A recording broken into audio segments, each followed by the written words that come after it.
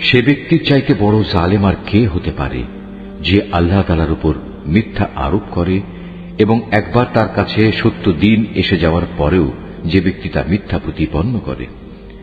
এমন সব কাফেরদের ঠিকানা কি জাহান্নামে হওয়া উচিত নয়? অপরদিকে যে ব্যক্তি স্বয়ং এ সত্য দিন নিয়ে এসেছে এবং যে ব্যক্তি এ সত্যকে সত্য বলে মেনে নিয়েছে, ওদের আযাব থেকে বাঁচিয়ে দেয়া হবে। তাদের জন্য তাদের মালিকের কাছে সে সব কিছুই থাকবে যা তারা পেতে চাইবে। মূলত এটা হচ্ছে সৎ কর্মশীল লোকদের পুরস্কার। কেননা এরা যা কিছু মন্দ কাজ করেছিল আল্লাহ তাআলা তা মিটিয়ে দেবেন এবং তাদের ভালো কাজসমূহের জন্য তিনি তাদের উত্তম পুরস্কার দেবেন। আল্লাহ তাআলা কি তার বান্দা মুহাম্মাদের হেফাজতের জন্য যথেষ্ট নন? হে নবী, এরা তোমাকে আল্লাহ তাআলার পরিবর্তে অন্যদের ভয় দেখায়। আল্লাহ তাআলা যাকে বিভ্রান্ত করেন তার আসলে কোনই পথ প্রদর্শক নেই, আবার যাকে আল্লাহ তাআলা স্বয়ং পথ প্রদর্শন করেন তাকে কেউই পথভ্রষ্ট করতে পারে না। আল্লাহ তাআলা কি পরাক্রমশালী ও কঠোর প্রতিশোধ গ্রহণকারী সত্তা নন?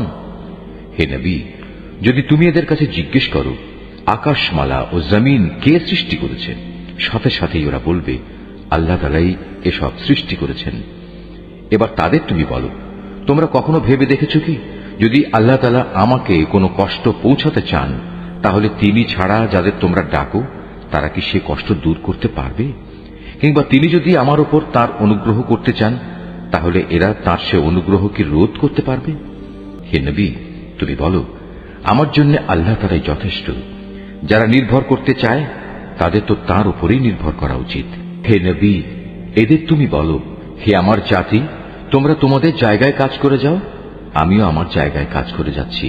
শীঘ্রই তোমরা জানতে পারবে কার উপর দুনিয়ায় অপমানকর আযাব আসবে এবং আখিরাতেই বা কার উপর স্থায়ী আযাব নাজিল হবে। হে নবী, আমি মানুষের জন্য তোমার উপর সত্য দিন সহ এ কিতাব নাজিল করেছি। অতঃপর যে কেউ হেদায়েত পেতে চাইবে সেটা করবে একান্ত তার নিজের জন্যই, আর যে ব্যক্তি গোমরাহ হয়ে যায় তার উপর এ গোমরাহির ফল তার নিজের উপরই বর্তাবে। আর তুমি তো তাদের উপর কোনো তত্ত্বাবধায়ক নাও। আল্লাহ তাআলা মানুষদের মৃত্যুর সময় তার প্রাণ বায়ু বের করে নেন, আর যারা ঘুমের সময় মরেনি তিনি তখন তাদেরও রূহ বের করেন। অতঃপর যার উপর তিনি মৃত্যু অবধারিত করেন তার প্রাণ তিনি ছেড়ে না দিয়ে রেখে দেন এবং বাকি রূহদের একটি সুনির্দিষ্ট সময়ের জন্য ছেড়ে দেন। এই গোটা ব্যবস্থাপনার মধ্যে এমন সম্প্রদায়ের জন্য নিদর্শন রয়েছে যারা বিষয়টি নিয়ে চিন্তা ভাবনা করে। তবে কি এরা আল্লাহ তাআলাকে বাদ দিয়ে অন্যদের সুপারিশকারী হিসেবে গ্রহণ করেছে? হে নবী, তুমি এদের বলো, যদিও তোমাদের এসব সুপারিশকারী কোনো কিছুই করার ক্ষমতা রাখে না, না তাদের কোনো জ্ঞান বুদ্ধি আছে। বলো, হে নবী, যাবতীয় সুপারিশ একমাত্র আল্লাহ তাআলার জন্যই। আসমান সমূহ এবং পৃথিবীর সার্বভৌমত্ব একমাত্র আল্লাহ তাআলার জন্য। অতঃপর তোমরা সবাই তাঁর দিকেই ফিরে যাবে। যখন তাদের কাছে এক অদ্বিতীয় আল্লাহ তাআলার কথা বলা হয় তখন যারা আখিরাতের উপর ঈমান আনে না তাদের অন্তর নিতান্ত সংকুচিত হয়ে পড়ে। অপরদিকে যখন আল্লাহ তাআলার বদলে অন্য দেবতাগুলোর আলোচনা করা হয় তখন তারা আনন্দে উল্লসিত হয়। হে নবী, তুমি বলো, হে আল্লাহ, হে আসমান জমিনের স্রষ্টা, হে দৃশ্যমান ও অদৃশ্যমান সব কিছুর পরিজ্ঞাতা, তুমি তোমার বান্দাদের মাঝে সেসব বিষয়ের ফয়সালা করে দাও যে ব্যাপারে তারা মতবিরোধ করছে। যদি এ জালেমদের কাছে সেসব সম্পদ মজুদ থাকে যা এ পৃথিবীর মাঝে ছড়িয়ে আছে, তার সাথে সমপরিমাণ সম্পদ আরো যদি তার কাছে থাকে, কিয়ামতের দিন আযাবের অনিষ্ট থেকে মুক্তি পেতে তারা সব কিছু বিনা দ্বিধায় দিয়ে দিতে চাইবে। সে সময় আল্লাহ তাআলার কাছ থেকে সে আযাব এসে উপস্থিত হবে যার কল্পনাও তারা করতে পারেনি। এরা যেভাবে আমল করতে থাকবে আস্তে আস্তে সেভাবে তার মন্দ ফলও প্রকাশ পেতে থাকবে। যে আযাবের প্রতি এরা হাসি বিদ্রুপ করত তা তাদের আমলের মতোই তাদের পরিবেষ্টন করে ফেলবে। মানুষদের অবস্থা হচ্ছে, যখন কোনো দুঃখ কষ্ট তাদের স্পর্শ করে তখন সে আমাকে ডাকে, অতঃপর আমি যখন তাকে আমার কাছ থেকে কোন রকম নিয়ামত দান করি তখন সে বলে, এটা তো আমার জ্ঞানের যোগ্যতার উপরে দেয়া হয়েছে। না, আসলে তা নয়, বরং এটা হচ্ছে পরীক্ষা। কিন্তু তাদের অধিকাংশ লোকই জানে না। এদের আগের লোকেরাও অবশ্য এ ধরনের কথাবার্তা বলতো, কিন্তু তারা যা কিছু অর্জন করেছে তা তাদের কোনোই কাজে আসেনি। যা কিছু তারা কামাই করেছে তার মন্দ পরিণাম তাদের সামনে আসবেই। এদের মধ্যে যারা জুলুম করে তারাও একদিন তাদের কর্মের মন্দ ফল ভোগ করবে। এরা কখনো আমাকে অক্ষম করে দিতে পারবে না। এরা কি জানে না আল্লাহ তাআলা যাকে চান তার রিজিক বাড়িয়ে দেন এবং যার জন্য চান তার জন্য তা সংকুচিত করে দেন। অবশ্যই এর মাঝে ঈমানদার লোকদের জন্য অনেক নিদর্শন রয়েছে। হে নবী, তুমি তাদের বলো, হে আমার বান্দারা, তোমরা যারা নিজেদের প্রতি জুলুম করেছ তারা আল্লাহ তাআলার রহমত থেকে কখনো নিরাশ হয়েও না। অবশ্যই আল্লাহ তাআলা মানুষের সমুদয় পাপ ক্ষমা করে দেবেন। তিনি ক্ষমাশীল ও পরম দয়ালু। অতএব তোমরা তোমাদের মালিকের দিকে ফিরে এসো এবং তার কাছেই পূর্ণ আত্মসমর্পণ করো তোমাদের উপর আল্লাহ তাআলার আযাব আসার আগেই। কেননা একবার আযাব এসে গেলে অতঃপর তোমাদের আর কোন রকম সাহায্য করা হবে না। তোমাদের অজান্তে তোমাদের উপর অতর্কিতভাবে কোন রকম আযাব নাজিল হবার আগেই তোমাদের কাছে তোমাদের মালিক যে উৎকৃষ্ট গ্রন্থ নাজিল করেছেন তোমরা তার অনুসরণ করো। অতঃপর এমন যেন না হয় কেউ একদিন বলবে, হায় আফসোস, আল্লাহ তাআলার প্রতি আমার কর্তব্য পালনে আমি দারুণ শৈথিল্য প্রদর্শন করেছি। আমি তো মূলত ছিলাম ঠাট্টা বিদ্রুপকারীদেরই একজন। কিংবা একথা কেউ যেন না বলে, যদি আল্লাহ তাআলা আমাকে হেদায়েত দান করতেন তাহলে আমি অবশ্যই পরহেজগারদের দলে শামিল হয়ে যেতাম। অথবা আযাব সামনে দেখে কেউ বলবে, আহা, যদি আমার আবার দুনিয়ায় পাঠিয়ে দেওয়া নসিবে থাকতো তাহলে আমি নেক বান্দাদের দলে শামিল হয়ে যেতাম। আল্লাহ তাআলা বলবেন, হ্যাঁ, আমার আয়াতসমূহ অবশ্যই তোমার কাছে এসে পৌঁছেছিল, কিন্তু তুমি সেগুলোকে মিথ্যা বলেছিলে, তুমি অহংকার করেছিলে, তুমি ছিলে অস্বীকারীদেরই একজন। কিয়ামতের দিন তুমি দেখবে যারা আল্লাহ তাআলার উপর মিথ্যা আরোপ করে তাদের মুখগুলো সব কদাকার বিশ্রী হয়ে গেছে। তুমি কি মনে করো জাহান্নাম এরকম ঔদ্ধত্য পোষণকারীদের ঠিকানা হওয়া উচিত নয়? এর বিপরীত যারা পরহেজগারি করেছে আল্লাহ তাআলা তাদের সাফল্যের সাথে জাহান্নাম থেকে উদ্ধার করবেন। অকল্যাণ কখনো তাদের স্পর্শ করবে না, না তারা কখনো কোনো ব্যাপারে উদ্বিগ্ন হবে। আল্লাহ তাআলাই হচ্ছেন সব কিছুর একক স্রষ্টা। তিনিই হচ্ছেন সব কিছুর উপর নিগাহবান। আসমান সমূহ ও জমিনের মূল চাবিকাঠি তো তারই কাছে। যারা এখন আল্লাহ তাআলার আয়াতসমূহ অস্বীকার করে চলেছে পরিশেষে তারাই হবে ক্ষতিগ্রস্ত। হে নবী, তুমি এদের বলো, হে মূর্খ ব্যক্তিরা, তোমরা কি এর পরেও আমাকে আল্লাহ তাআলা ছাড়া অন্য কারো গোলামি বরণ করে নিতে বলছো? অথচ হে নবী, তোমার কাছে এবং সেসব নবীদের কাছেও যারা তোমার আগে অতিবাহিত হয়ে গেছে এ মর্মে ওহী পাঠানো হয়েছে, যদি তুমি আল্লাহ তাআলার সাথে অন্যদের শরীক করো তাহলে অবশ্যই তোমার সব আমল নিষ্ফল হয়ে যাবে এবং তুমি মারাত্মক ক্ষতিগ্রস্তদের দলে শামিল হবে। অতএব তুমি একান্তভাবে আল্লাহ তাআলারই ইবাদত করো এবং শুকরগুজার বান্দাদের মধ্যে শামিল হয়ে যাও। আসলে এ মূর্খ লোকগুলো আল্লাহ তাআলার সেভাবে মূল্যায়নই করেনি যেভাবে তার মূল্যায়ন করা উচিত ছিল। কিয়ামতের দিন গোটা পৃথিবী থাকবে তার হাতের মুঠোয় এবং আসমানগুলো একে একে ভাঁজ করা অবস্থায় তার ডান হাতে থাকবে। পবিত্র ও মহান তিনি। ওরা তার সাথে যা কিছু শিরক করে তার থেকে তিনি অনেক ঊর্ধ্বে। যখন প্রথমবার সিঙায় ফুৎকার দেওয়া হবে তখন আসমান সমূহ ও জমিনে যা কিছু আছে তার সব কিছুই বেহুশ হয়ে যাবে। অবশ্য আল্লাহ তাআলা যা চান তার কথা আলাদা। অতঃপর আবার সিঙায় ফুৎকার দেওয়া হবে, তখন তারা সবাই দণ্ডায়মান হয়ে সে বিভৎস দৃশ্য দেখতে থাকবে। এ সময় জমিন তার মালিকের নূরের ঝলকে উদ্ভাসিত হয়ে উঠবে। মানুষের কর্মফলের নথিপত্র সামনে রাখা হবে। নবীদের ও অন্যান্য সাক্ষীদের এনে হাজির করা হবে। তাদের সবার সাথে ন্যায় বিচার করা হবে। তাদের কারো উপর বিন্দুমাত্র জুলুম করা হবে না।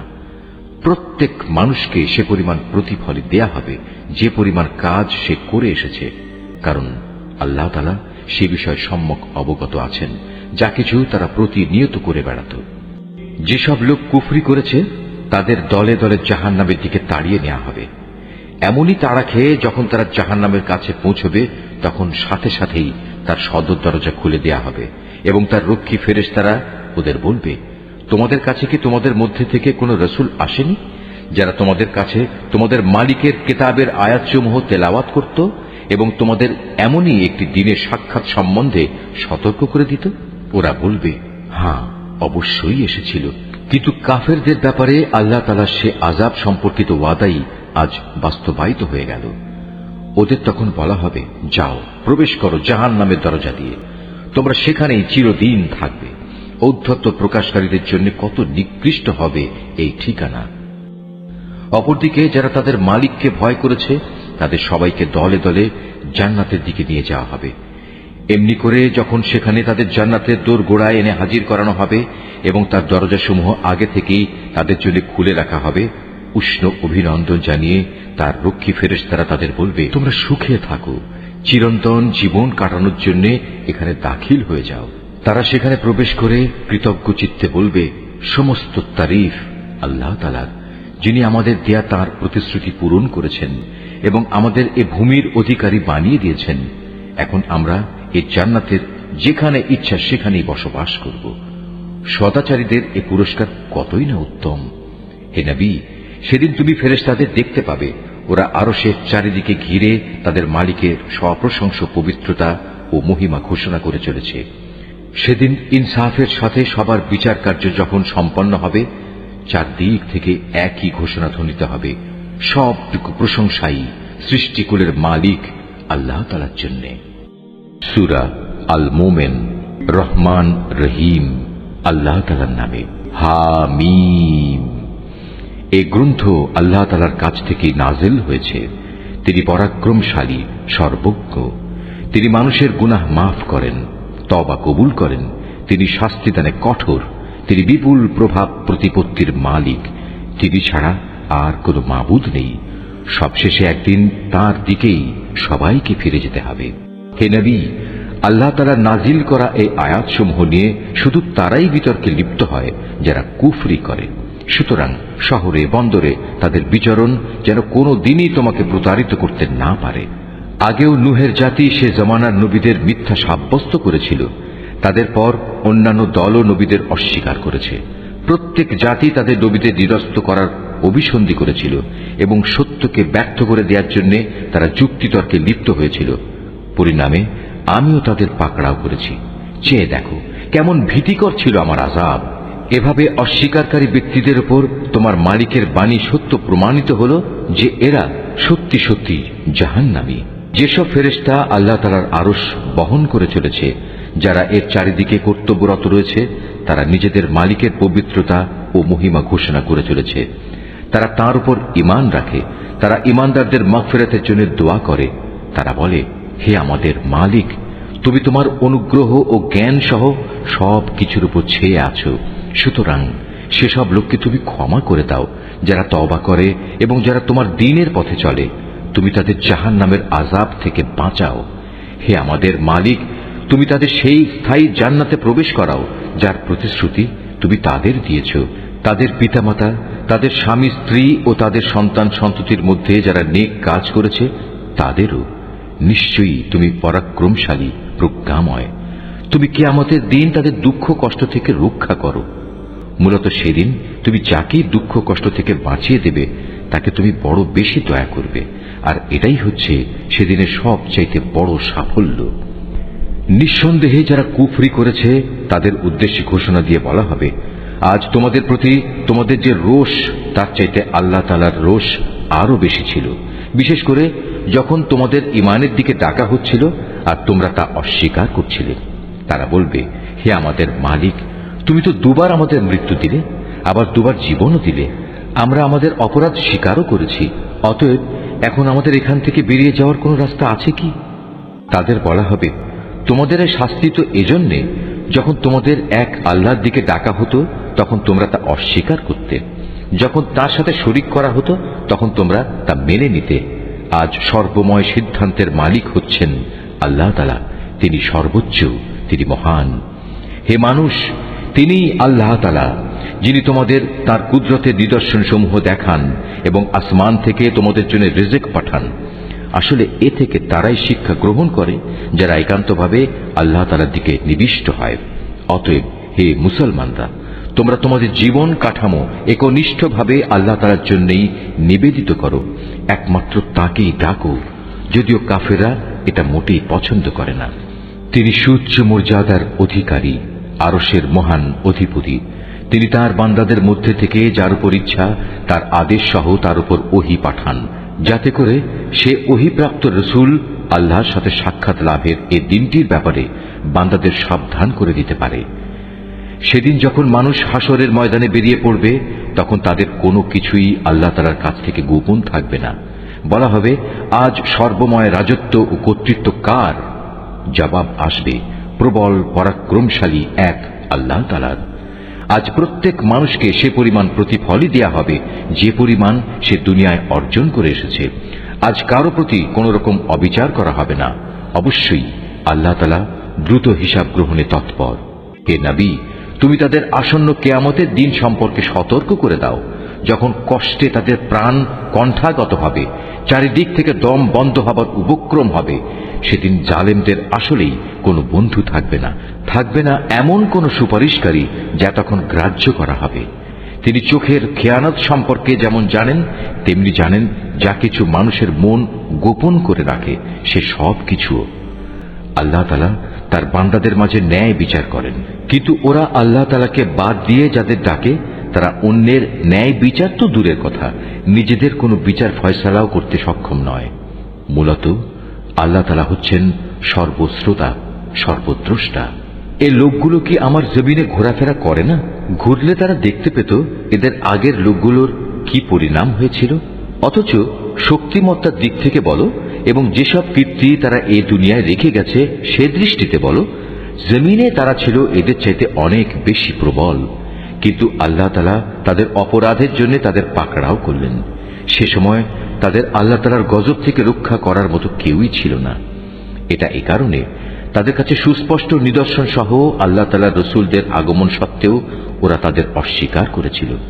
অতঃপর আল্লাহ তাআলাও তাদের এজন্য ভীষণ শাস্তি দিলেন। তিনি খুবই শক্তিশালী, শাস্তি দানেও তিনি কঠোর। আমি আমার আয়াত ও সুস্পষ্ট দলিল প্রমাণ সহ মূসাকে পাঠিয়েছিলাম। তাকে পাঠিয়েছিলাম ফেরাউন, হামান ও কারুনের কাছে। অতঃপর ওরা বলল, এ তো হচ্ছে এক চরম মিথ্যাবাদী জাদুকর। অতঃপর যখন সে আমার কাছ থেকে সত্য দিন নিয়ে তাদের কাছে এলো, তখন তারা বলল, যারা তার সাথে আল্লাহ তাআলার উপর ঈমান এনেছে তাদের পুত্র সন্তানদের তোমরা হত্যা করো এবং শুধু তাদের কন্যাদেরই জীবিত রাখো। কিন্তু কাফেরদের ষড়যন্ত্র ব্যর্থতা ছাড়া আর কিছুই নয়।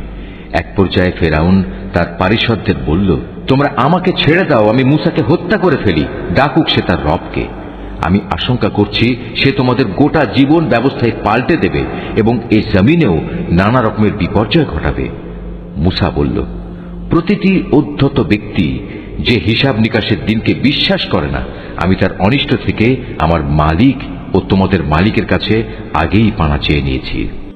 একজন মোমেন ব্যক্তি যে ছিল স্বয়ং ফেরাউনের গোত্রেরই লোক এবং যে ব্যক্তি নিজের ঈমান এতদিন পর্যন্ত গোপন করে আসছিল, সব শুনে সে বলল, আচ্ছা, তোমরা কি একজন লোককে শুধু এজন্যই হত্যা করতে চাও যে ব্যক্তি বলে আমার মালিক হচ্ছেন আল্লাহ তাআলা, যদিও সে তোমাদের মালিকের কাছ থেকে সুস্পষ্ট দলিল প্রমাণ সহই তোমাদের কাছে এসেছে? যদি সে মিথ্যাবাদী হয় তাহলে তার এই মিথ্যা তো তার ওপরই বর্তাবে, আর যদি সে সত্যবাদী হয় তাহলে যে আযাবের ব্যাপারে সে তোমাদের কাছে ওয়াদা করেছে তার কিছু না কিছু তো তোমাদের এসে পাকড়াও করবে। অবশ্যই আল্লাহ তাআলা এমন লোককে সঠিক পথ দেখান না যে সীমা লঙ্ঘনকারী, মিথ্যাবাদী। সে বলল, হে আমার জাতির লোকেরা, আজ তোমাদের হাতে রাজত্ব আছে, তোমরা জমিনে শাসন চালাচ্ছ, কিন্তু আগামীকাল আমাদের উপর সে আযাব এসে গেলে কে আমাদের আল্লাহর আযাব থেকে সাহায্য করবে? ফেরাউন বলল, আমি তো এ ব্যাপারে তোমাদের সে রায় দেব যেটা আমি ঠিক হিসেবে দেখব। আমি তো তোমাদের সত্য পথ ছাড়া অন্য কিছুই দেখাবো না। যে ব্যক্তি গোপনে ঈমান এনেছিল সে বলল, হে আমার জাতি, আমি তোমাদের জন্য পূর্ববর্তী সম্প্রদায়সমূহের মতোই আযাবের দিনের আশঙ্কা করছি। তোমাদের অবস্থা এমন যেন না হয় যেমনটি হয়েছিল নূহের জাতি, আদ, সামুদ ও তাদের পরে যারা এসেছিল তাদের সবার। আল্লাহ তাআলা কখনো তার বান্দাদের উপর জুলুম করতে চান না। হে আমার জাতি, আমি তোমাদের জন্য প্রচন্ড হাঁক ডাকের কিয়ামত দিবসের আযাবের আশঙ্কা করি। সেদিন তোমরা পেছন ফিরে পালাতে চাইবে, কিন্তু আল্লাহ তাআলার পাকড়াও থেকে তোমাদের রক্ষা করার কেউই থাকবে না। আসলে আল্লাহ তাআলা যাকে পথভ্রষ্ট করেন তার জন্য কোনো পথ প্রদর্শনকারী থাকে না। এর আগে তোমাদের কাছে নবী ইউসুফ সুস্পষ্ট নিদর্শন নিয়ে এসেছিল, কিন্তু সে যা কিছু বিধান নিয়ে তোমাদের কাছে এসেছে তোমরা তাতে শুধু সন্দেহই পোষণ করেছ। এমনকি যখন সে মরে গেল তখন তোমরা বলতে শুরু করলে এবার আল্লাহ তাআলা কখনো কোনো রসুল পাঠাবেন না। মূলত আল্লাহ তাআলা এভাবেই নানা বিভ্রান্তিতে ফেলে সীমা লঙ্ঘনকারী ও সংশয়বাদীদের গোমরাহ করে থাকেন। যারা তাদের নিজেদের কাছে আসা দলিল প্রমাণ না থাকা সত্ত্বেও আল্লাহ তাআলার আয়াতসমূহ নিয়ে বিতণ্ডায় লিপ্ত হয়, তারা আল্লাহ তাআলা ও ঈমানদারদের কাছে খুবই অসন্তোষের কারণ বলে বিবেচিত। আল্লাহ তাআলা এভাবেই প্রতিটি অহংকারী ও স্বৈরাচারী ব্যক্তির হৃদয়ের উপর মোহর মেরে দেন। ফেরাউন একদিন হামানকে বলল, হে হামান, আমার জন্য তুমি একটি সুউচ্চ প্রাসাদ নির্মাণ করো, যাতে করে আমি আকাশে চড়ার কিছু একটা অবলম্বন পেতে পারি। আকাশে চড়ার অবলম্বন এমন হবে যেন আমি মুসার মাবুদকে তার দিকে উঁকি মেরে দেখে আসতে পারি। অবশ্য আমি তো তাকে মিথ্যাবাদী মনে করি। এভাবেই ফেরাউনের কাছে তার এই নিকৃষ্ট কাজটি শোভনীয় প্রতীয়মান করা হলো এবং তাকে সত্য পথ থেকে নিবৃত্ত করা হলো। মূলত ফেরাউনের ষড়যন্ত্র তার নিজের ধ্বংস ছাড়া আর কিছু নয়। যে ব্যক্তিটি ঈমান এনেছিল সে বলল, হে আমার জাতি, তোমরা আমার কথা শোনো, আমি তোমাদের একটা সঠিক পথের সন্ধান দিচ্ছি। হে আমার সম্প্রদায়, তোমাদের এ দুনিয়ার জীবন কয়েকটি দিনের উপভোগের বস্তু মাত্র, স্থায়ী নিবাস তো হচ্ছে আখিরাত। যে ব্যক্তি কোনো মন্দ কাজ করবে সে সেই পরিমাণই তার প্রতিফল পাবে, পুরুষ হোক কিংবা নারী। যে কেউই নেক কাজ করবে সেই মোমেন হিসেবে গণ্য হবে। হ্যাঁ, এমন ধরনের লোকেরাই জান্নাতে প্রবেশ করবে, সেখানে তাদের অপরিমিত রিজিক দেয়া হবে। হে আমার জাতি, এ কি আশ্চর্য! আমি তোমাদের জাহান্নাম থেকে মুক্তির দিকে ডাকছি, আর তোমরা আমাকে ডাকছো জাহান্নামের দিকে। তোমরা আমাকে এ কথার দিকে দাওয়াত দিচ্ছ যেন আমি আল্লাহ তাআলাকে অস্বীকার করি এবং তার সাথে অন্য কাউকে শরীক করি, যার সমর্থনে আমার কাছে কোনো দলিল প্রমাণ নেই। পক্ষান্তরে আমি তোমাদের আহ্বান করছি সেই আল্লাহ তাআলার দিকে, যিনি পরাক্রমশালী ও ক্ষমাশীল। যে বিষয়টির প্রতি তোমরা আমাকে ডাকছ, দুনিয়াতে তার দিকে ডাকা কোনো মানুষের জন্য শোভনীয় নয়, তেমনি পরকালে তো মোটেই নয়, কেননা আমাদের সবাইকে তো আল্লাহ তাআলার দিকেই ফিরে যেতে হবে। সত্যি কথা হচ্ছে, যারা সীমা লঙ্ঘন করে তারাই হচ্ছে জাহান্নামের অধিবাসী। আজ আমি তোমাদের যা কিছু বলছি অচিরেই তোমরা তা স্মরণ করবে, আর আমি তো আমার সব কিছু আল্লাহ তাআলাকে সুপর্দ করছি। নিঃসন্দেহে আল্লাহ তাআলা তার বান্দাদের প্রতি সবিশেষ নজর রাখেন। অতঃপর আল্লাহ তাআলা তাকে ওদের যাবতীয় ষড়যন্ত্রের অনিষ্ট থেকে রক্ষা করলেন এবং একটা কঠিন শাস্তি এসে ফেরাউন সম্প্রদায়কে গ্রাস করে নিল। জাহান্নামের আগুন, যার সামনে তাদের সকাল সন্ধ্যায় হাজির করা হবে। আর যেদিন কিয়ামত ঘটবে সেদিন ফেরেশতাদের বলা হবে, ফেরাউনের দলবলকে কঠিন আযাবে নিক্ষেপ করো। হে নবী, যখন এ লোকেরা জাহান্নামে বসে পরস্পর বিতর্কে লিপ্ত হবে, অতঃপর যারা দুর্বল ছিল তারা এমন সব লোকদের বলবে যারা ছিল অহংকারী, আমরা তো দুনিয়ায় তোমাদের অনুসারী ছিলাম, এখন জাহান্নামের আগুনের কিছু অংশকে তোমরা আমাদের কাছ থেকে নিবারণ করতে পারবে? অহংকারীরা এর জবাবে বলবে, কিভাবে তা সম্ভব? আমরা সবাই তো তাতেই জাহান্নামে পড়ে আছি। আল্লাহ তাআলা তো তার বান্দাদের ব্যাপারে চূড়ান্ত ফয়সালা করেই দিয়েছেন।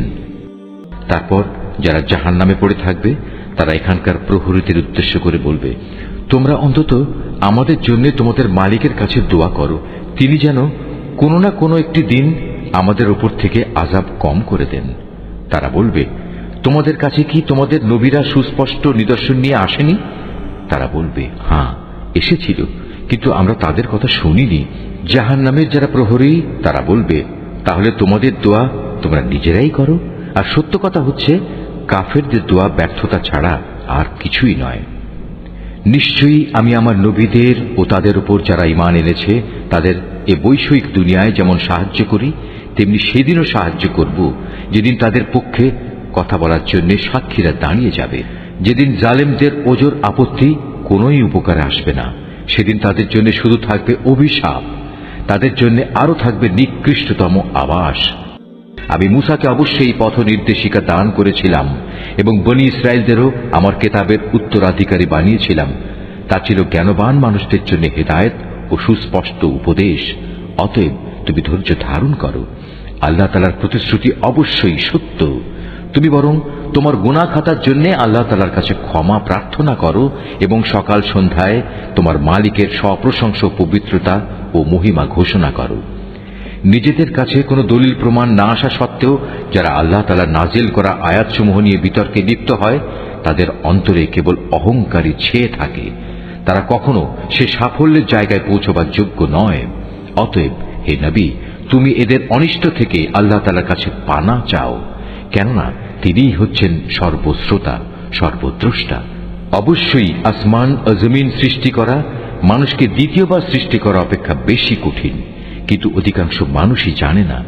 অন্ধ ও চক্ষুষ্মান ব্যক্তি কখনো সমান হয় না। ঠিক তেমনি যারা ঈমান আনে ও নেক আমল করে তারা এবং দুষ্কৃতিপরায়ণ ব্যক্তি কখনো সমান নয়। আসলে তোমাদের কম সংখ্যক লোকই আমার হেদায়েত থেকে উপদেশ গ্রহণ করে। কিয়ামত অবশ্যম্ভাবী, এতে বিন্দু মাত্র সন্দেহ নেই, কিন্তু অধিকাংশ লোকই তা বিশ্বাস করে না। তোমাদের মালিক বলেন, তোমরা আমাকে ডাকো, আমি তোমাদের ডাকে সাড়া দেব। যারা অহংকারের কারণে আমার ইবাদত থেকে নাফরমানি করে, অচিরেই তারা অপমানিত ও লাঞ্ছিত হয়ে জাহান্নামে প্রবেশ করবে। আল্লাহ তাআলা যিনি তোমাদের জন্য রাত বানিয়েছেন যেন তোমরা তাতে বিশ্রাম নিতে পারো, এবং দিনকে পর্যবেক্ষণকারী আলোকোজ্জ্বল করেছেন, নিশ্চয়ই আল্লাহ তাআলা মানুষের প্রতি সবিশেষ অনুগ্রহশীল, কিন্তু অধিকাংশ মানুষই কৃতজ্ঞতা আদায় করে না। এ হচ্ছেন আল্লাহ তাআলা, তিনি তোমাদের মালিক, প্রত্যেকটি জিনিসের একক স্রষ্টা। তিনি ব্যতীত অন্য কোনো মাবুদ নেই। বলো, তোমরা কোথায় কোথায় ঠোকর খাবে? যারা আল্লাহ তাআলার আয়াতকে অস্বীকার করেছে তাদেরও এভাবে দাঁড়ে দাঁড়ে ঠোকর খাওয়ানো হয়েছিল। আল্লাহ তাআলাই তোমাদের জন্য ভূমিকে বাসোপযোগী স্থান বানিয়ে দিয়েছেন, আসমানকে বানিয়েছেন ছাদ। তিনি তোমাদের আকৃতি গঠন করেছেন। যে আকৃতি তিনি গঠন করেছেন তা কত সুন্দর, এবং ভালো ভালো জিনিস থেকে তোমাদের রিজিক দান করেছেন। এই আল্লাহ তাআলাই হচ্ছেন তোমাদের মালিক। কত মহান বিশ্বজাহানের প্রতিপালক আল্লাহ তাআলা। তিনি চিরঞ্জীব, তিনি ছাড়া আর কোনো মাবুদ নেই। অতএব একান্ত নিষ্ঠাবান হয়ে তোমরা তাঁর ইবাদত করো। সমস্ত তারিফ সৃষ্টিকুলের মালিক আল্লাহ তাআলার জন্য। হে নবী, তুমি তাদের বলো, আমাকে নিষেধ করা হয়েছে যেন আমি তাদের ইবাদত না করি যাদের তোমরা আল্লাহ তাআলার বদলে ডাকো। তাছাড়া যখন আমার কাছে আমার মালিকের কাছ থেকে সুস্পষ্ট নিদর্শন সমূহ এসে গেছে, আমাকে আদেশ দেওয়া হয়েছে যেন আমি আল্লাহ তাআলার অনুগত বান্দা হয়ে যাই। তিনি আল্লাহ তাআলা যিনি তোমাদের মাটি থেকে পয়দা করেছেন, অতঃপর তিনি তোমাদের শুক্র বিন্দু থেকে, তারপর জমাট রক্ত থেকে বানিয়ে তোমাদের শিশু হিসেবে বের করে আনেন। তারপর তোমরা যৌবন প্রাপ্ত হও, এক সময় উপনীত হও বার্ধক্যে। তোমাদের কেউ আগেই মরে যায়। এসব প্রক্রিয়া এজন্যই রাখা হয়েছে যেন তোমরা সবাই নির্দিষ্ট সময়ে পৌঁছতে পারো, এবং আশা করা যায় এর ফলে তোমরা সঠিক ঘটনা বুঝতে পারবে। তিনি আল্লাহ তাআলা যিনি তোমাদের জীবন দান করেন, তিনি তোমাদের মৃত্যু ঘটান। তিনি যখন কোনো কিছু করার স্থির করেন তখন শুধু এটুকুই বলেন, হও, অতঃপর তা হয়ে যায়। হে নবী, তুমি কি ওদের অবস্থার দিকে তাকিয়ে দেখোনি যারা আল্লাহ তাআলা নাজিল করা আয়াত সম্পর্কে নানা বিতর্কে লিপ্ত হচ্ছে? তুমি কি বলতে পারো আসলে ওরা কোন দিকে যাচ্ছে? এরা সেসব লোক যারা এ কিতাব অস্বীকার করে সেসব কিতাবও যা আমি ইতিপূর্বে নবীদের কাছে পাঠিয়েছিলাম। অতএব অতি শীঘ্রই তারা নিজেদের পরিণাম জানতে পারবে। যেদিন ওদের গলদেশে আযাবের বেড়ি ও শেকল পরিবেষ্টিত থাকবে, সেদিন তাদের টেনে হিঁচড়ে নিয়ে যাওয়া হবে ফুটন্ত পানিতে, অতঃপর তাদের আগুনেও দগ্ধীভূত করা হবে। অতঃপর তাদের বলা হবে, কোথায় আজ তারা যাদের তোমরা আল্লাহ তাআলার সাথে শরীক করতে? আল্লাহ তাআলার বদলে যাদের তোমরা ডাকতে তারাই বা আজ কোথায়? তারা বলবে, তারা তো আজ সবাই আমাদের কাছ থেকে হারিয়ে গেছে। আসলে আমরা তো আগে কখনো এমন কাউকে ডাকিনি। আল্লাহ তাআলা এভাবেই কাফেরদের বিভ্রান্ত করেন। আজ এ কারণেই তোমাদের এই পরিণাম হয়েছে যে তোমরা দুনিয়াতে অন্যায়ভাবে আনন্দ উল্লাসে মেতে থাকতে এবং তোমরা ক্ষমাহীন অহংকার করতে। সুতরাং এখন তোমরা জাহান্নামের দরজাসমূহে ভেতরে প্রবেশ করো, সেখানে তোমরা চিরকাল থাকবে। কত নিকৃষ্ট অহংকারীদের এই আবাসস্থল। হে নবী, তুমি ধৈর্য ধারণ করো। তোমার মালিকের ওয়াদা অবশ্যই সত্য। আমি ওদের কাছে যে শাস্তির ওয়াদা করেছি তার কিছু অংশ যদি তোমাকে দেখিয়ে দেই, অথবা তার আগেই যদি আমি তোমাকে উঠিয়ে নেই, তাতে দুশ্চিন্তার কারণ নেই, কেননা তাদের তো আমার কাছে ফিরে আসতেই হবে। হে মুহাম্মদ, আমি তোমার আগে অনেক নবী প্রেরণ করেছি, তাদের কারো কারো ঘটনা আমি তোমাকে শুনিয়েছি। আবার এমনও আছে তাদের কথা তোমার কাছে আমি আদৌ বর্ণনাই করিনি। আসলে আল্লাহ তাআলার অনুমতি ছাড়া কোনো নিদর্শন উপস্থিত করা কোন রসুলের কাজ নয়।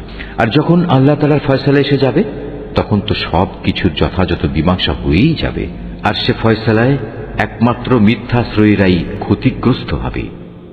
আল্লাহ তাআলাই সেই মহান সত্তা যিনি তোমাদের জন্য চতুষ্পদ জন্তু পয়দা করেছেন, যেন তোমরা তার কতেক প্রকারের উপর আরোহণ করতে পারো, আর তার মধ্যে কতেক প্রকারের তোমরা গোশত খেতে পারো। তোমাদের জন্য তাতে আরো বহুবিধ কল্যাণ রয়েছে। তোমরা তার উপর আরোহণ করে তোমাদের নিজেদের মনের ইচ্ছা ও প্রয়োজনের স্থানে উপনীত হতে পারো। তোমরা তাদের উপর আরোহণ করো, অবশ্য নৌকার উপরও তোমরা আরোহণ করো। আল্লাহ তাআলা তোমাদের কুদরতের আরো নিদর্শন দেখাচ্ছেন। তুমি আল্লাহ তাআলার কোন কোন নিদর্শন অস্বীকার করবে বলো? এরা কি জমিনে চলাফেরা করেনি? করলে তারা অবশ্যই দেখতে পেত তাদের পূর্ববর্তী লোকদের পরিণাম কি হয়েছিল। তারা সংখ্যায় এদের চাইতে ছিল অনেক বেশি। শক্তি, ক্ষমতা এবং জমিনে রেখে যাওয়া কীর্তিতেও তারা ছিল অনেক প্রবল, কিন্তু তারা যা কিছু কাজকর্ম করেছে তা তাদের কোনোই কাজে আসেনি।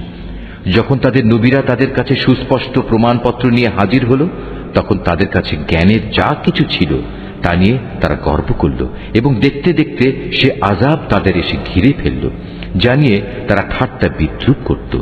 অতঃপর তারা যখন সত্যি সত্যি আমার আযাব আসতে দেখল, তখন বলে উঠল, হ্যাঁ, আমরা এক আল্লাহ তাআলার উপর ঈমান আনলাম। যাদের আমরা আল্লাহ তাআলার সাথে শরীক করতাম তাদের আমরা প্রত্যাখ্যান করলাম।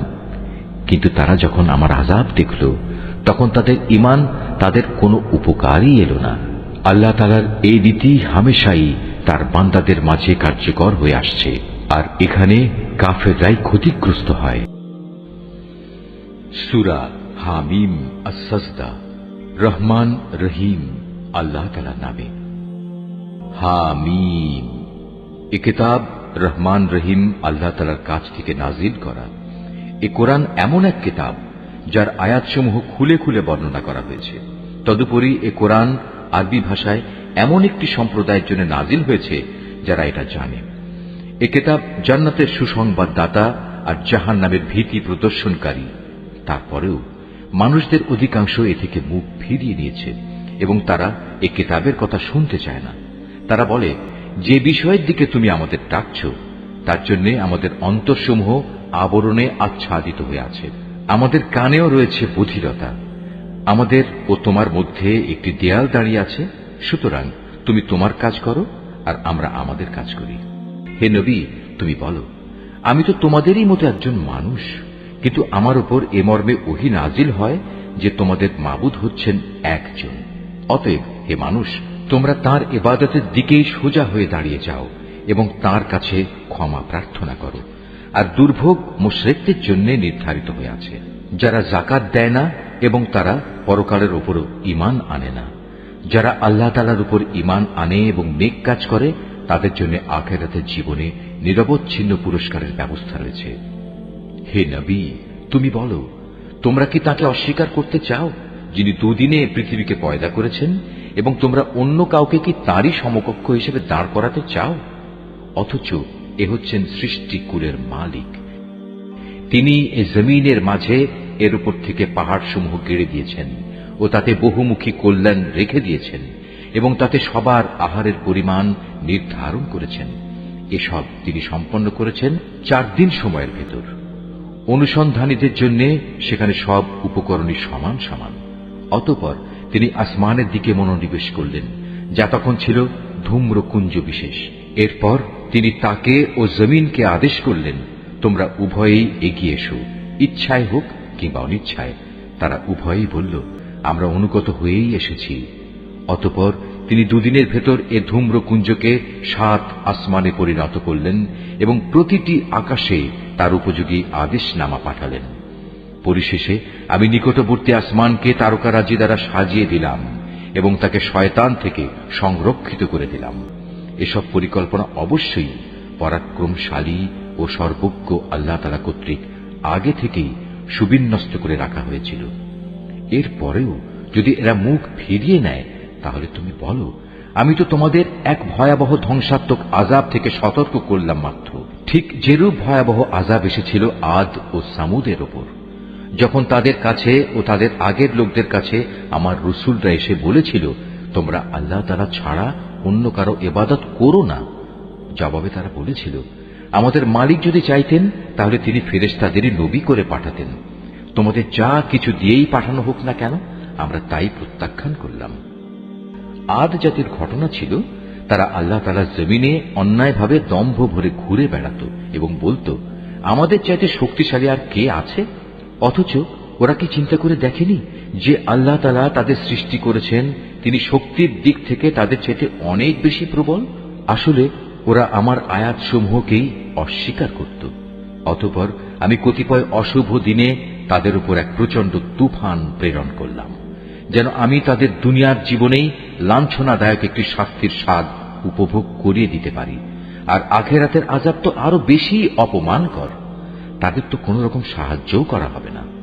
আর সামুদ জাতির অবস্থা ছিল এই যে আমি তাদেরও সরল পথ দেখিয়ে দিয়েছিলাম, কিন্তু তারা হেদায়েতের বদলে অন্ধত্বের উপর থাকাই বেশি পছন্দ করল। অতঃপর তাদের অন্যায় কাজকর্মের জন্য আমি তাদের উপর অপমানজনক শাস্তির কষাঘাত হানলাম। এই প্রলয়ঙ্কারী শাস্তির কষাঘাত থেকে আমি তাদেরই শুধু উদ্ধার করলাম যারা ঈমান এনেছে এবং অপরাধ থেকে বেঁচে থেকেছে। সেদিনটির কথা স্মরণ করো যেদিন আল্লাহ তাআলা দুশমনদের জাহান্নামের দিকে নিয়ে যাওয়ার জন্য জড়ো করা হবে। সেদিন তাদের হাঁকিয়ে বিভিন্ন দলে উপদলে বিন্যস্ত করা হবে। যেতে যেতে তারা যখন তার বিচারের পাল্লার কাছে পৌঁছবে, তখন তাদের কান, চোখ ও চামড়া তাদের যাবতীয় কাজের উপর সাক্ষ্য দেবে। তখন তারা তাদের চামড়াগুলোকে বলবে, তোমরা আজ আমাদের বিরুদ্ধে সাক্ষ্য দিলে কেন? উত্তরে তারা বলবে, আল্লাহ তাআলা যিনি সব কিছুকে কথা বলার শক্তি দিয়েছেন, তিনি আজ আমাদেরও কথা বলার শক্তি দিয়েছেন। তিনি যেহেতু তোমাদের প্রথমবার সৃষ্টি করেছিলেন, তাই তোমাদের তার কাছেই ফিরে যেতে হবে। আল্লাহ তাআলা বলবেন, তোমরা দুনিয়াতে কোনো কিছুই তো এদের কাছ থেকে গোপন করার চেষ্টা করতে না। এটা ভাবতেও পারোনি তোমাদের কান, তোমাদের চোখ ও তোমাদের চামড়া কখনো তোমাদের বিরুদ্ধে সাক্ষ্য দেবে? বরং তোমরা তো মনে করতে তোমরা যা কিছু করছিলে তার অনেক কিছু স্বয়ং আল্লাহ তাআলাও বুঝি জানেন না। তোমাদের এই যে ধারণা যা তোমরা তোমাদের মালিকের সম্পর্কে পোষণ করতে, মূলত তাই তোমাদের এ ভরাডুবি ঘটিয়েছে। ফলে তোমরা মারাত্মক ক্ষতিগ্রস্ত হয়ে গেছ। আজ যদি ওরা ধৈর্য ধারণ করে তাতেও তাদের কোনো উপকার হবে না, জাহান্নামই হবে তাদের ঠিকানা। আল্লাহ তাআলার কাছে অনুগ্রহ চাইলেও কোনো লাভ হবে না, কেননা আজ তারা কোনো অবস্থায় অনুগ্রহ প্রাপ্ত হবে না। আমি দুনিয়ার জীবনে তাদের উপর এমন কিছু সঙ্গী সাথী বসিয়ে দিয়েছিলাম যারা তাদের সামনের ও পেছনের কাজগুলো তাদের সামনে শোভনীয় এবং লোভনীয় করে রেখেছিল। পরিশেষে জিন ও মানুষদের সে দলের সাথে তাদের ব্যাপারেও আল্লাহ তাআলার সিদ্ধান্ত সত্যে পরিণত হল, যারা তাদের আগে অতিবাহিত হয়ে গেছে। অবশ্য এরা সবাই ছিল নিদারুণভাবে ক্ষতিগ্রস্ত। যারা কুফরি পন্থা অবলম্বন করেছে তারা একজন আরেকজনকে বলে, তোমরা কখনো এ কোরআন শুনবে না, তেলাওয়াতের সময় তার মাঝে শোরগোল করো, হয়তো এ কৌশল দ্বারা তোমরা জয়ী হতে পারবে। আমি অবশ্যই কাফেরদের কঠিন আযাবের স্বাদ আস্বাদন করাবো, এবং নিশ্চয়ই আমি তাদের সে কাজের প্রতিফল দেব যে আচরণ তারা আমার কেতাবের সাথে করে এসেছে। এই জাহান্নামই হচ্ছে আল্লাহ তাআলার শত্রুদের যথার্থ পাওনা। সেখানে তাদের জন্য চিরস্থায়ী আযাবের ঘর থাকবে। তারা যে আমার আয়াতসমূহ অস্বীকার করত, এটা হচ্ছে তারই প্রতিফল। কাফেররা সেদিন বলবে, হে আমাদের মালিক, যেসব জিন ও মানুষ দুনিয়ায় আমাদের গোমরা করেছিল, আজ তুমি তাদের এক নজর আমাদের দেখিয়ে দাও। আমরা তাদের আমাদের পায়ের নিচে রাখব, যাতে করে তারা আরো বেশি লাঞ্ছিত হয়। অপরদিকে যারা বলে, আল্লাহ তাআলাই হচ্ছেন আমাদের মালিক, অতঃপর এ ঈমানের উপর তারা অবিচল থাকে। মৃত্যুর সময়ে যখন তাদের কাছে ফেরেশতা নাজিল হবে এবং তাদের বলবে, হে আল্লাহ তাআলার প্রিয় বান্দারা, তোমরা ভয় পেও না, চিন্তিত হয়েও না। উপরন্তু তোমাদের কাছে যে জান্নাতের ওয়াদা করা হয়েছিল, আজ তোমরা তারই সুসংবাদ গ্রহণ করে আনন্দিত হও। আমরা ফেরেশতারা দুনিয়ার জীবনেও তোমাদের বন্ধু ছিলাম, আর আখিরাতেও আমরা তোমাদের বন্ধুই থাকব। সেখানে তোমাদের মন যা কিছুই চাইবে তাই তোমাদের জন্য মজুদ থাকবে এবং যা কিছুই তোমরা সেখানে তলব করবে তা তোমাদের সামনে হাজির থাকবে। পরম ক্ষমাশীল ও দয়ালু আল্লাহ তাআলার পক্ষ থেকে এ হচ্ছে তোমাদের সেদিনের মেহমানদারি। তার চেয়ে উত্তম কথা আর কোন ব্যক্তির হতে পারে যে মানুষদের আল্লাহ তাআলার দিকে ডাকে এবং সে নিজেও নেক কাজ করে এবং বলে, আমি মুসলমানদেরই একজন।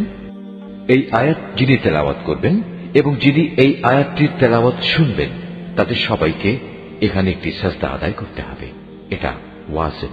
হে নবী, ভালো আর মন্দ কখনোই সমান হতে পারে না। তুমি ভালো কাজ দ্বারা মন্দ কাজ প্রতিহত করো, তাহলেই তুমি দেখতে পাবে তোমার এবং যার সাথে তোমার শত্রুতা ছিল তার মাঝে এমন অবস্থা সৃষ্টি হয়ে যাবে যেন সে তোমার অন্তরঙ্গ বন্ধু। আর এ বিষয়টি শুধু তাদের ভাগ্যেই লেখা থাকে যারা ধৈর্য ধারণ করে, এবং এ সকল লোক শুধু তারাই হয় যারা সৌভাগ্যের অধিকারী।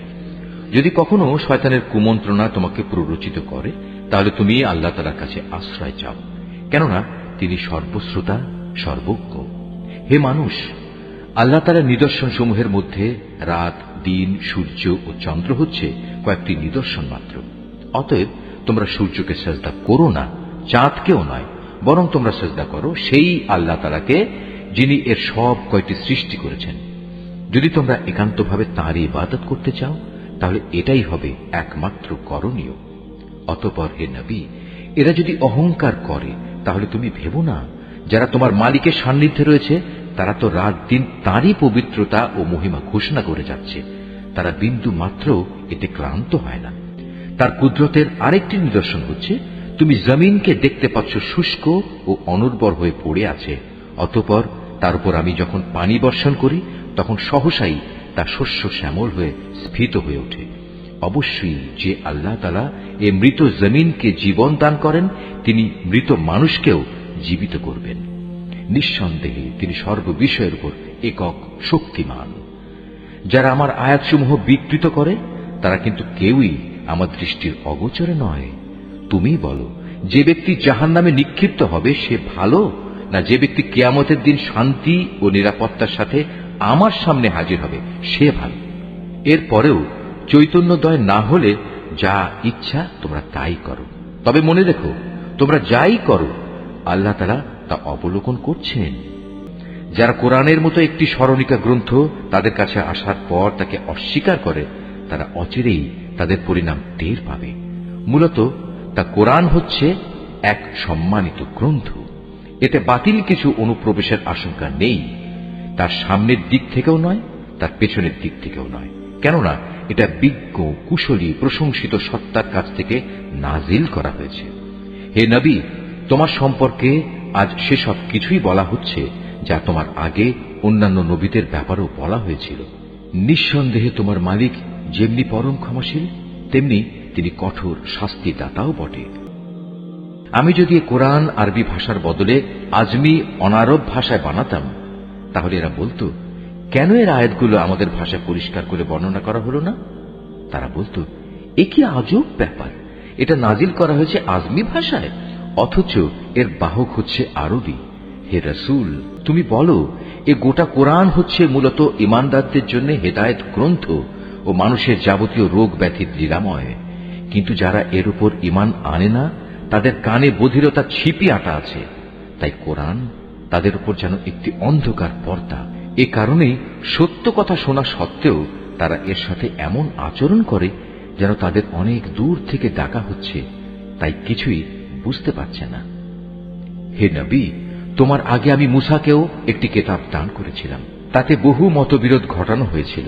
আসলে তোমার মালিকের পক্ষ থেকে কিয়ামত সংক্রান্ত ঘোষণা যদি না থাকত তাহলে কবেই আযাব এসে এদের মাঝে চূড়ান্ত একটা ফয়সালা হয়ে যেত। এরা আসলে এই কোরআন সম্পর্কে এক বিভ্রান্তিকর সন্দেহে নিমজ্জিত আছে।